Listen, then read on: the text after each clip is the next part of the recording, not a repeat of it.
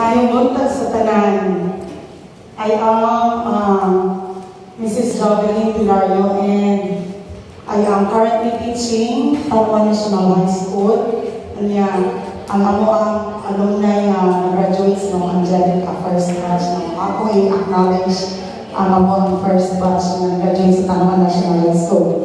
And I am the music coordinator of the school, the choir trainer, the Rodalian trainer, and the band trainer. Kunya, karon kay na ako din, layo na kayo sa musika sa mga kanang sa clinic. So ayong pamatasan, ihagyo ko ni Ma'am Day nga ako mo'y ipadala karon kay lagi iyang ibati na murag ako siguro i-ilis kung kanang mo retire na siya. So,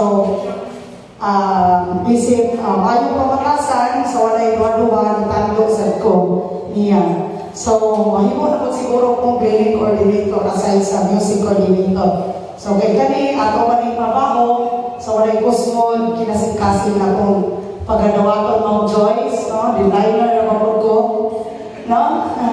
And ako ma-describe lang yan sa ako ang gagaling ko. Say what you wanna say and let the words fall out. I am very, very strong. And I wanna see myself very, very brave. Thank you and mayong adlaw ka na taon.